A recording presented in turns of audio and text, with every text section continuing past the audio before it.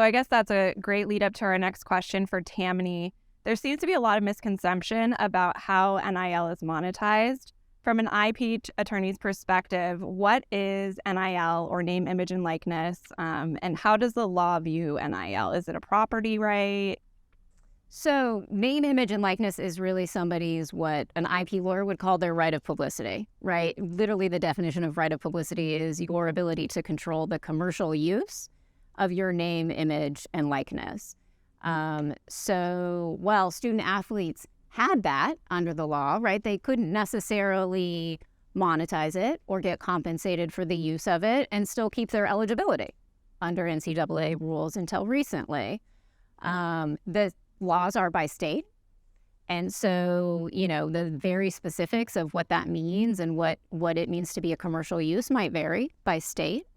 But for the most part, it's going to be a use that somebody's using for commercial gain, but it's not a boundless use. So there are constraints on it, which my understanding from some of my conversations with Caitlin is that people in the sports world are testing. But for instance, in the IP world, the First Amendment still applies. So people still have a First Amendment right to use your name, image, and likeness. That normally gets interpreted, and you can't control the news. People could report on you. You couldn't control a sports broadcast, right? I can report on a game and use your name, image, and likeness in that game without running afoul of your right of publicity.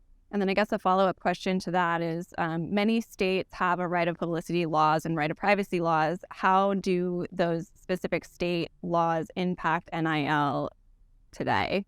And what are different ways in which athletes and brands might contract for the use of an athlete's NIL? Well, I think the variance in state is going to be complicated for a collegiate athlete, and it's going to be complicated for the universities too, because what's going to happen is going to vary by state. It'll be hard for brands as well, right? Because they're going to have to take into account some of these state laws that are going to vary for the student athlete, as well as the differences in the right of publicity. As for what they could contract for, I think it's going to be really interesting to see how it develops. And the reason I think that is because I operate a lot in digital media, and a lot of these deals focus on these students as being influencers, and they focus on social media. If you look up the statistics on 2022 NIL deals, the biggest growth was on the Instagram platform, and the second was TikTok. That's not really that shocking, because you're talking about a generation of athletes that grew up on social media. They're really good at using it. They're really adept at communicating over social media and communicating to their community over it. And what they've developed, if they haven't gotten quite there yet, is the ability to develop a really valuable asset in a social media platform. And the brands are seeing that, and they want to take advantage of that. And so it is pretty important for them to include this in their NIL deals. But what I think you'll see develop around some of this are some of the issues that we see fights over today, right?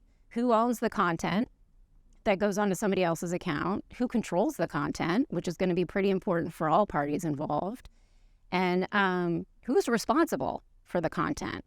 So Christina and I handle fights all the time about who owns the content, and not just third-party fights, right? We've seen fights between the brand that hired the influencer and the influencer about control over content.